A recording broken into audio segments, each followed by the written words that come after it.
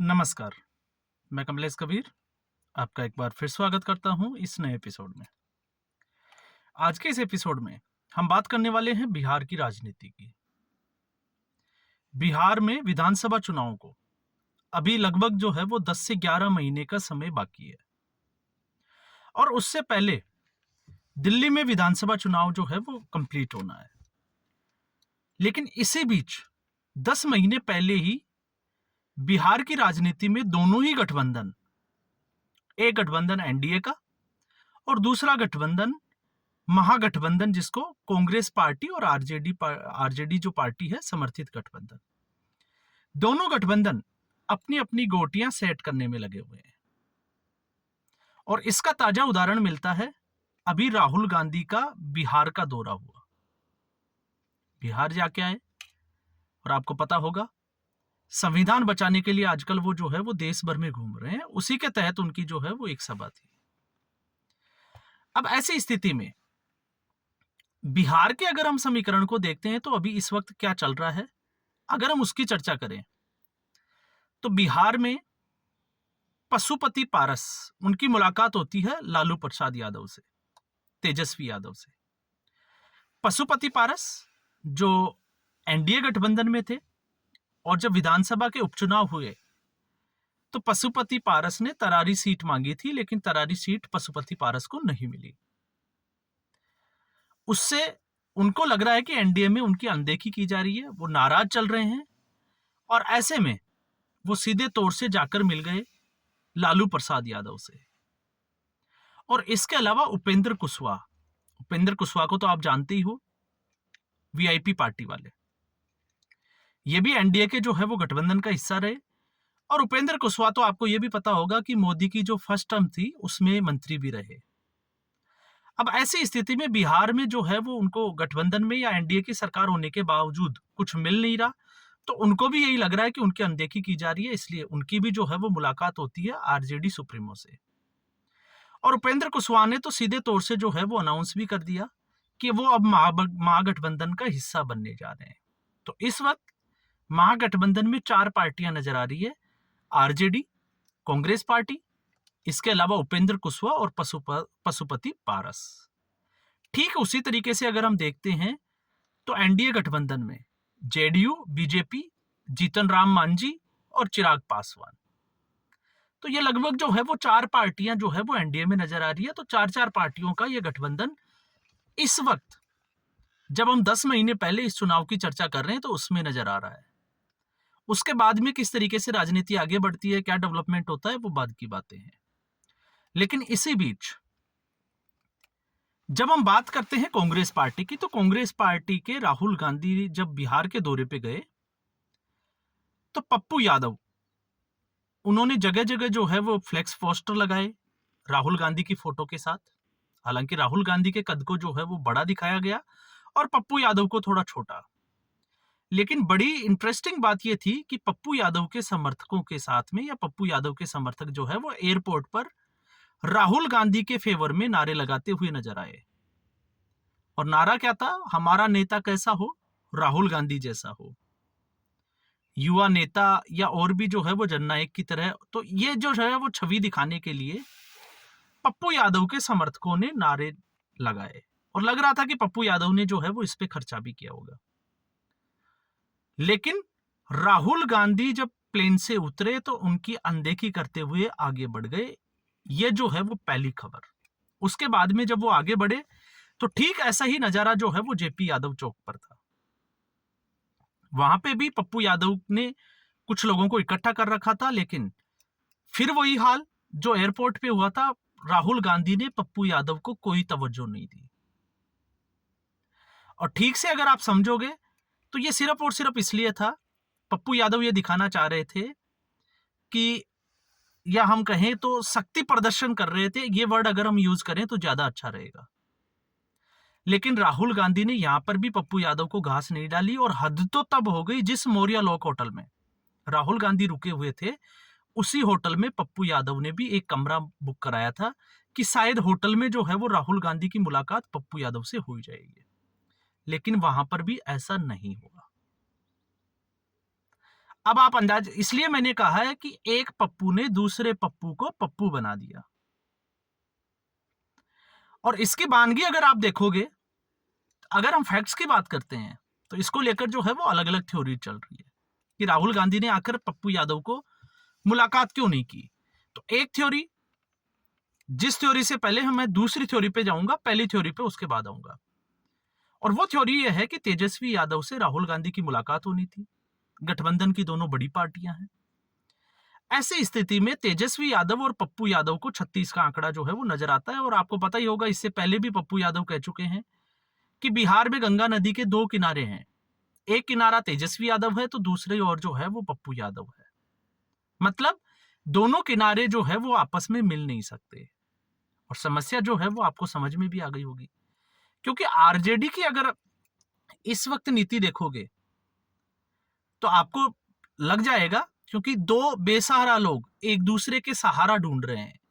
और वो दो बेसहारा कौन है?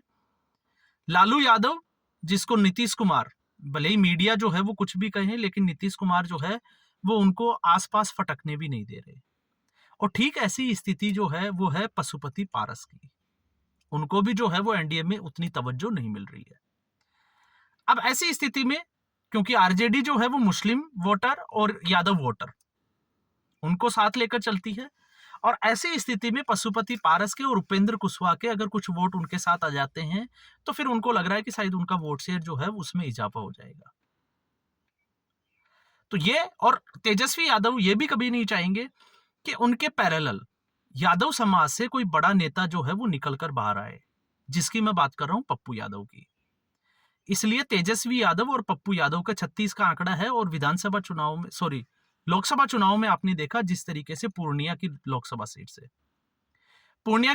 सीट से कांग्रेस पार्टी के पास वो सीट थी, उम्मीदवार उतारा, तो आरजेडी ने भी वहां से अपना उम्मीदवार उतार दिया। और उसके बाद में पूर्णिया से पप्पू यादव को निर्दलीय चुनाव लड़ना पड़ा। हालांकि वो जीत गए, वो एक अलग मसला है, लेकिन आप इसको समझोगे कि जिस पूर्णिया क्षेत्र से पप्पू यादव आते हैं वहां से आरजेडी ने कांग्रेस के खिलाफ अपना उम्मीदवार उतारा और साफ तौर से दिखा दिया कि वो पप्पू यादव के जो है वो खिलाफ खड़े हैं। तो यहां से आपको जो है वो थोड़ा सा अंदाजा होगा कि पप्पू यादव और तेजस्वी यादव, और वैसे भी राजनीति जो है वो पार्टियां कहे या नहीं कहें, या हम लोग समझे या नहीं समझे, लेकिन जातिगत समीकरणों के आधार पे ही पार्टियां चलती है, उसी के हिसाब से टिकट दिए जाते हैं। और यही जो है वो आरजेडी ने जो है वो कांग्रेस पार्टी का गठबंधन अगर हम इसमें देखेंगे तो वो भी नजर आएगा। अब आते हैं हम दूसरे मुद्दे पे। यहां पे हम ये कह सकते हैं कि उपेंद्र कुशवाहा या चाहे मुकेश सहनी की भी हम बात कर सकते हैं। सॉरी, मैंने पहले गलत बोल दिया था, मुकेश सहनी जो है वो वीआईपी पार्टी के हैं, और मुकेश सहनी के साथ में भी जो है वो कुछ मल्ला जो है उस समाज के वोट है, और उपेंद्र कुशवाहा के पास भी। तो ऐसा नहीं है, और कुछ लोगों का अंदाजा जो है वो ये कह सकते हैं कि नहीं, इनके पास कौन सा वोट बैंक है, क्योंकि अक्सर जो है वो ऐसे आकलन में इस तरीके की चीजें निकल कर आती है। लेकिन सोचने वाली बात यह भी है कि जीतन राम मांझी जो एनडीए में है उनसे तो शायद इनका वोट बैंक जो है वो या तो आसपास होगा या इससे तो ज्यादा ही होगा। तो ऐसी स्थिति में आरजेडी और कांग्रेस को क्या नुकसान है, क्योंकि उनके पास तो जो है वो कुछ चल के ही आ रहा है, क्योंकि उनका वोट बैंक मुस्लिम और यादव समाज के अलावा कुछ है नहीं। तो इससे जो है वो थोड़ा सा हमें समझ में आता है। अब हम आते हैं दूसरी थ्योरी के ऊपर। दूसरी थ्योरी ये है कि जब से लोकसभा चुनाव हुए हैं, कांग्रेस पार्टी के अहंकार की जो प्रकाष्ठा जो हमने देखी है 4 जून 2024 के बाद में, तो वो किसी से जो है वो छुपी हुई नहीं है। तो राहुल गांधी उस वजह से भी जो है वो कई लोगों की अनदेखी कर चुके हैं। अब ऐसी स्थिति में दिल्ली के विधानसभा चुनाव में तो आपने देखा ही, लेकिन आपको यहाँ पे एक लॉजिकल बात और फैक्चुअली जो बात है वो ये भी समझनी पड़ेगी कि कांग्रेस पार्टी इस वक्त जो है वो बैसाखी के सहारे जो है वो जिंदा है। हालांकि ये नरेंद्र मोदी के लिए इस भाषा का इस्तेमाल करते हैं, लेकिन बैसाखी के सहारे कैसे? उत्तर प्रदेश में ये जो है वो निश्चिंत है, क्योंकि अखिलेश यादव मेहनत कर रहे हैं। ठीक ऐसे ही आरजेडी के साथ जो है वो इनका गठबंधन का मतलब, आरजेडी मेहनत कर रही है, कांग्रेस पार्टी सो रही है। कुछ सीटें मिलेगी तो आरजेडी के सहारे वो सीटें जीत कर आ जाएंगे। महाराष्ट्र के लोकसभा चुनाव में भी हमने यही देखा था, और इसलिए कांग्रेस पार्टी की सीटें जो है वो 44 से 99 हो गई। और यही जो है उसके बाद में कांग्रेस पार्टी को लगा कि अब वो जो है वो क्षेत्रीय पार्टियों पे हावी हो गई है। लेकिन उसके बाद में क्षेत्रीय पार्टियों की तरफ से भी एक आकलन किया गया, और मुझे नहीं लगता कि वो शायद पब्लिक डोमेन में वो चीज है या नहीं है, और वो ये है कि जो 99 सीटें कांग्रेस पार्टी जीती है, उनकी जब समीक्षा बैठक होती है और जब उनकी समीक्षा की गई विपक्षी क्षेत्रीय पार्टियों के द्वारा, तो 27 सीटें ऐसी थी जिसपे कांग्रेस पार्टी अपने दम पर चुनाव जीती है, नहीं तो वो किसी क्षेत्रीय पार्टी के सहारे से जो कांग्रेस पार्टी को सीट मिल गई उस सीट के ऊपर चुनाव लड़ा और वहां से कांग्रेस पार्टी जीत कर आ गई। आप उत्तर प्रदेश देख लीजिए, जहां पे कांग्रेस पार्टी का कुछ भी नहीं था, अखिलेश यादव के साथ आने की वजह से, समाजवादी पार्टी के साथ गठबंधन होने की वजह से कुछ सीटें उनको हासिल हो गई। और ठीक ऐसा ही जो है वो महाराष्ट्र में भी देखने को मिला। तो इसलिए कांग्रेस पार्टी का तो आपको पता ही है कि नेता लोग जो है वो 11 बजे उठकर आते हैं। और बिहार में अगर आप देखोगे तो बिहार में अगर आपको यह लग रहा है कि कांग्रेस पार्टी बहुत मजबूत है, तो इसका अंदाजा आपको यह लग जाएगा कि बिहार में कांग्रेस पार्टी अपने नेताओं को चुनाव भी नहीं लड़ा सकती। पप्पू यादव का मैंने एग्जाम्पल लिया, तो दूसरा एग्जाम्पल जो है वो कन्हैया कुमार। कन्हैया कुमार को बिहार से चुनाव क्यों नहीं लड़वा रहे कांग्रेस पार्टी, और नहीं लड़वाएगी ऐसा लग रहा है। और क्यों, इसके पीछे के अगर आप समीकरण को देखोगे, जब मैं अकेले बिहार की राजनीति की बात करता हूं, तो पिछली बार महागठबंधन में कांग्रेस पार्टी को 70 सीटें मिली थी, जिनमें से कांग्रेस पार्टी ने सिर्फ 19 सीटें जीती थी। अब 2 पार्टियां और आ गई है, तो ऐसी स्थिति में इस बार आप देख लीजिएगा, आरजेडी जो है वो अभी से सफाया करने में लग गई है कांग्रेस पार्टी का। जिस तरीके से उपेंद्र कुशवाहा और पशुपतिनाथ पारस से मुलाकात हुई है, तो कांग्रेस पार्टी को इस बार मैं ये दावे के साथ कह सकता हूं कि 70 सीटों पे चुनाव नहीं लड़ने दिया जाएगा।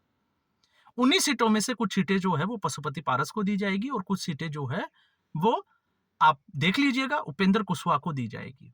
और ऐसा मैं क्यों कह रहा हूं, इसका आपको अंदाजा लग जाएगा दिल्ली के विधानसभा चुनाव से। दिल्ली के विधानसभा चुनाव में अरविंद केजरीवाल के खिलाफ अजय माकन ने एक टिप्पणी की थी देशद्रोही की, और प्रेस कॉन्फ्रेंस की बात की थी, लेकिन उसके बाद में जिस तरीके से क्षेत्रीय पार्टियों ने दबाव बनाया, अंत समय तक कांग्रेस पार्टी इंतजार करती रही कि शायद केजरीवाल जो है वो सीट शेयरिंग के फॉर्मूले पे आएगा। कुछ सीटें कांग्रेस पार्टी को देखा, तो कांग्रेस पार्टी जो है वो कुछ सीटें जीत जाएगी दिल्ली में, और कांग्रेस पार्टी जो है वो चैन की सांस जो है वो लेगी, आराम से सोएगी, क्योंकि अरविंद केजरीवाल की बदौलत उनको सीटें मिल जाएगी। वो गणित फेल हो गया। उसके बाद में जो है वो राहुल गांधी चुनावी मैदान में उतरे और अरविंद केजरीवाल के खिलाफ उतरे। वो उनकी जो है वो बौखलाहट भी दिखाती है, चाहे वो अरविंद केजरीवाल हो या कांग्रेस पार्टी। तो ये सारा समीकरण जो है वो चुनावों को लेकर चल रहा है, और ऐसी स्थिति में बिहार में कांग्रेस पार्टी का क्या असर होगा वो देखने को जो है वो मिलेगा ही मिलेगा।